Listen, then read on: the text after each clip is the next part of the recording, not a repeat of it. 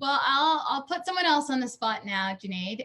Venkat, I wanted to, ask you about what you think about DevSecOps, and then, if you could further describe your responsibilities as a developer when it comes to security.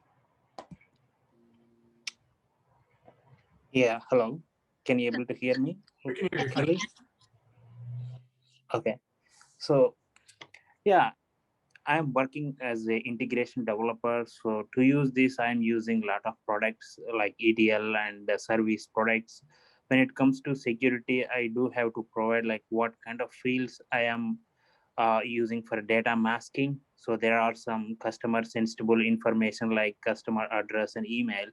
I need to make sure that I need to mask it, and then I have to use some kind of product level securities, how that security is working. Is there any possibility to encrypt, to decrypt their security levels by developing a simple POC, and as well as the checklist for the response time, those kind of things. That is very interesting. Junaid, would you be able to speak a little bit about, some of our techniques when it comes to data masking from like customer address, customer email, and how we're able to segment all of those out, even if that data is pulled from an application and goes to a data lake, for example, and why, XQ provides a really unique and fundamental difference to the security that's currently available. So one of the important ideas in Zero Trust is Zero Trust works at many levels. One of the ideas is if you're not authenticated and authorized, you don't get the decryption key. So that is really good when you're worried about ransomware or data exfiltration. So imagine a data lake where people are pushing in data, and then somebody gets the password of the admin and then takes all the data out of the data lake. Well, XQ is very good at that, because when the data is stolen, the cyber attacker has the wrong identity, or even if they've stolen the identity of the admin, they're in the wrong location in the world, so they don't get it. And you say, well, that's really good. But what about running applications inside the data lake? Well, XQ does something interesting. When you have a file or a record, XQ can actually encrypt the fields using different keys.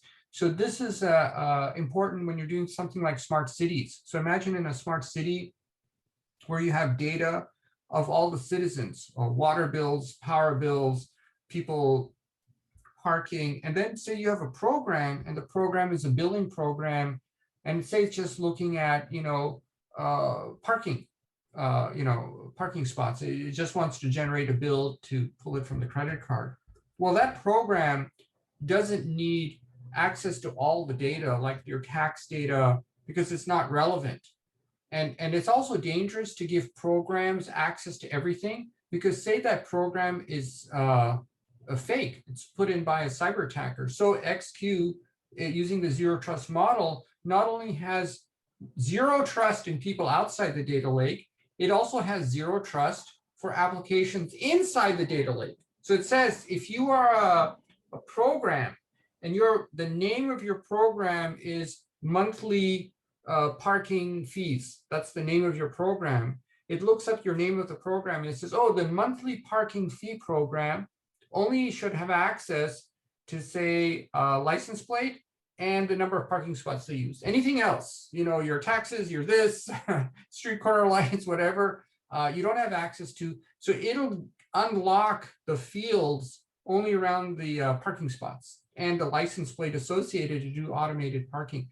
So one of the things we are working with, and this is a new concept, when we talk about extending Zero Trust into the data world, we're actually developing new constructs that actually don't exist. So right now, when people think of access to storage farms, it's kind of very binary.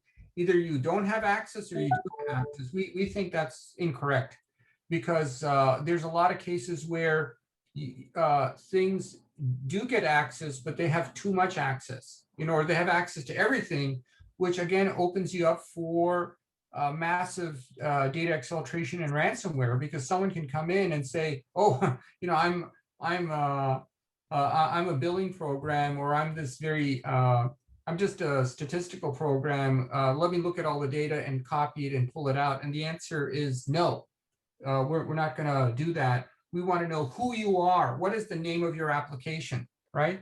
And based on the application name, we are going to authorize you for only a small slice of what's in the data lake. So kind of what we're doing here and why talking to developers like yourself is important is actually, we're actually inventing new ideas and concepts of what zero trust means in the software world, right? And you can search for it online, and I bet you'll find nothing.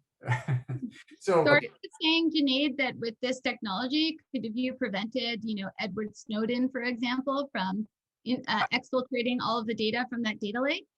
Yeah, so what we would have done in the Edward Snowden case is, because he had access to the raw laptops, he would have actually been able to steal the data, but it would have been in its encrypted state. And when he tried to unlock it, the system wouldn't unlock, right? Because the system would say, oh, you've got to be the authorized user sitting at your desk inside, in his case, I guess he was sitting at CIA in Hawaii.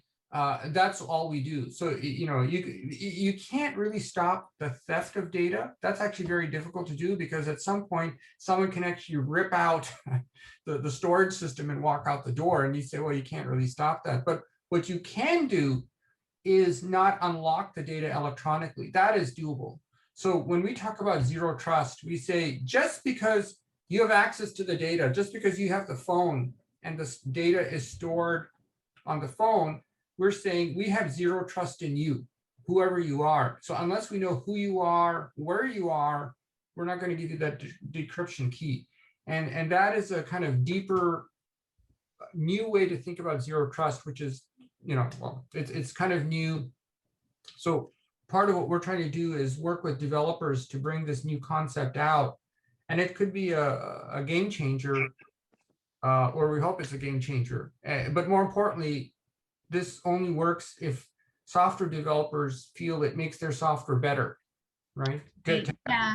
That's kind of the big idea, right?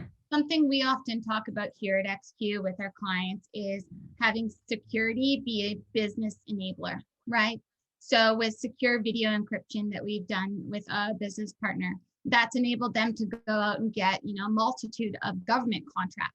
In the financial services industry, there are certain banks that weren't able to bring on SaaS products because those SaaS products didn't meet the security requirements. So by integrating XQ, then they would be able to meet the security requirements of the bank itself, no longer limiting the cybersecurity or cloud security group at a company to be kind of that limiting barrier to integrate new different technologies.